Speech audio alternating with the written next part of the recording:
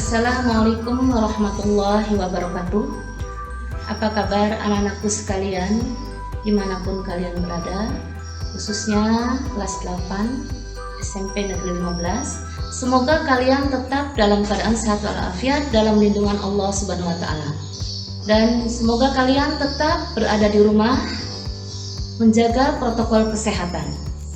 Baiklah anak-anakku sekalian, pada hari ini Ibu akan memberikan materi pembelajaran pendidikan agama Islam dan budi pekerti, yaitu tentang meyakini kitab-kitab Allah, mencintai Al-Quran. Sebelum mencapai tujuan, mari kita lihat dulu untuk tujuan pembelajaran.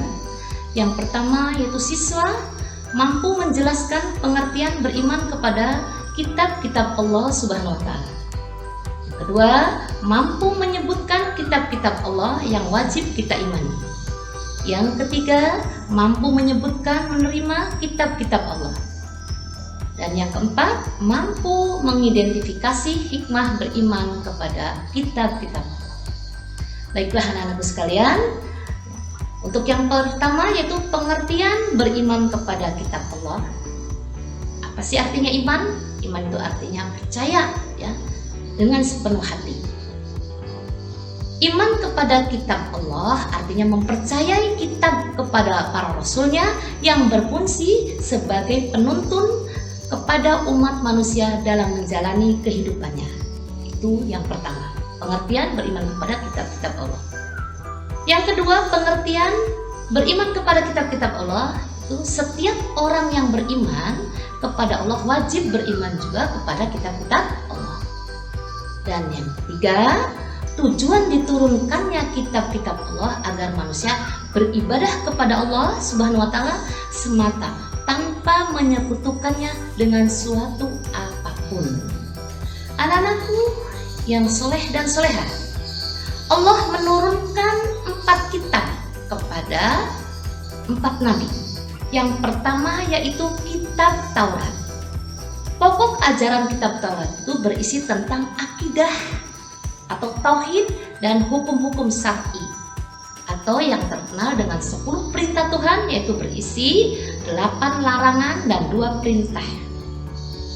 Secara garis besar bahwa kitab Taurat di sini mengajarkan tentang akidah atau tauhid, tentang keesaan Allah, yaitu jangan sekali-kali kalian menyembah selain Allah. Contohnya menyembah kepada berhala atau patung.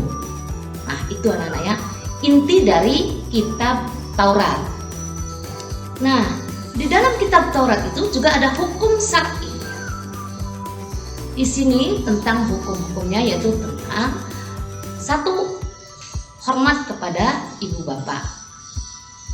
Yang kedua, hukum jangan membunuh sesama manusia. Yang ketiga, larangan berbuat zina. Ya. Terus larangan mencuri, larangan menjadi saksi atau palsu. Yang terakhir, larangan berkeinginan memiliki hak orang lain. Itulah hukum dari kitab Taurat. Kitab Taurat itu diturunkan kepada Nabi Musa. Yang kedua, Allah menurunkan kitab Zabur. Di sini di kitab Zabur itu anak-anak ya, dalam isi kandungannya kitab Zabur juga mengajarkan tentang kumpulan pujian-pujian kepada Allah atas segala nikmatnya. Kitab Zabur juga berisi zikir, doa, nasihat, dan hikmah. Dan kitab Zabur juga merupakan petunjuk kaum Nabi Daud alaihi salam. Itulah anak-anak ya, kitab Zabur. Dan kitab Injil itu yang ketiga, Allah menurunkan kitab Injil. Dalam pembelajaran kitab Injil juga di sini kandungannya kitab Injil adalah ajaran untuk hidup dengan zuhud. Karena pada masa itu orang-orang Yahudi sedang dilanda kerakusan dan ketamakan kepada harta. Apa itu zuhud?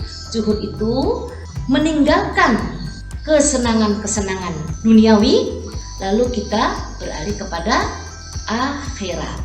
Jadi ditinggalkan apa yang ada kesenangan-kesenangan di duniawi itu, kita tinggalkan, kita zuhud, yaitu mementingkan untuk kehidupan akhirat. Itu adalah juhud. Dalam pembelajaran kitab Injil juga ya sama dengan kitab-kitab sebelumnya. Namun sebagian menghapus hukum-hukum yang tertera di kitab Taurat yang tidak sesuai di masa itu.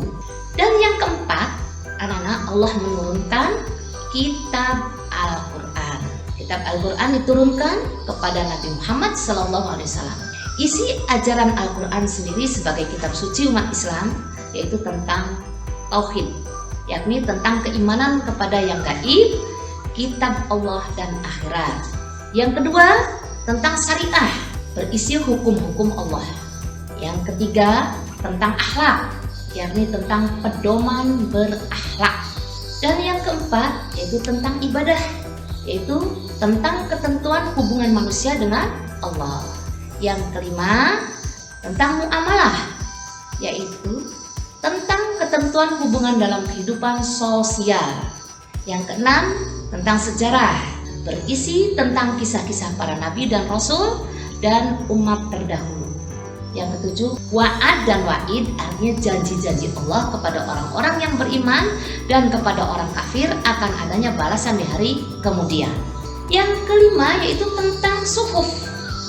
Anak-anak, apa itu suhuf? Suhuf itu artinya kumpulan wahyu Allah yang dalam bentuk lembaran-lembaran terpisah. Suhuf diberikan kepada Nabi dan Rasul Allah yang berisi hukum dasar dari Al-Quran sebagai pedoman untuk menyiarkan agama kepada umatnya. Dan suhuf diturunkan oleh Allah seperti kepada Nabi Ibrahim dan Nabi Musa. Ya, terdapat dalam Quran surat Al-A'la ayat 18-19. Anak-anakku yang soleh dan soleha, Nabi yang menerima suhuf itu diantaranya yaitu satu, Nabi Adam alaihissalam, dia menerima 10 suhuf. Yang kedua, Nabi Ibrahim alaihissalam menerima 30 suhuf. Yang ketiga, Nabi Isa menerima 50 suhuf. Dan yang keempat yaitu Nabi Musa alaihissalam menerima 10 suhuf sebelum diturunkannya kitab Taurat. Paham ya sayang? Ya.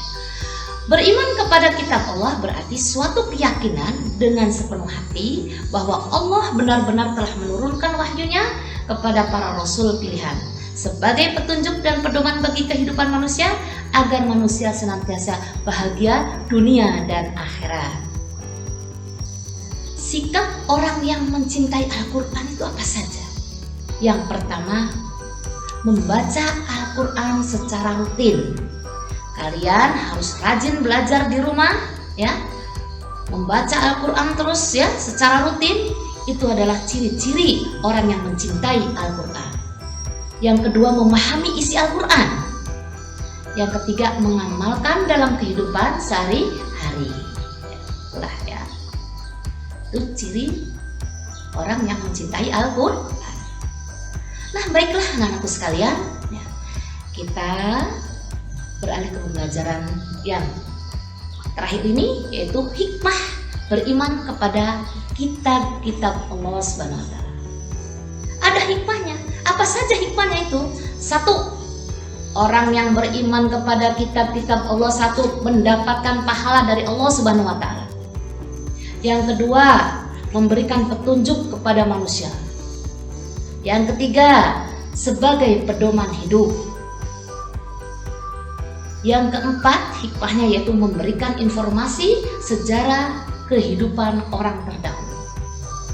Yang kelima, mengetahui betapa besarnya kasih sayang Allah Subhanahu wa Ta'ala. Yang keenam, dapat membedakan antara yang baik dan yang buruk.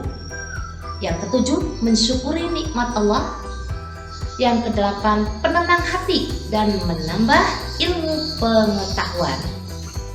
Yang kesembilan, memiliki sikap toleransi dan saling menghargai. Dan yang terakhir ya, hikmah beriman kepada kitab Allah yaitu meningkatkan kesabaran. Itulah anak-anakku sekalian ya, tadi pembelajaran tentang meyakini kitab-kitab Allah, mencintai Al-Quran. Mudah-mudahan pembelajaran materi pendidikan agama Islam dan budi pekerti pada hari ini bermanfaat untuk kalian semua. Sekian saja dari Ibu. Billahi taufik wal hidayah. Wassalamualaikum warahmatullahi wabarakatuh.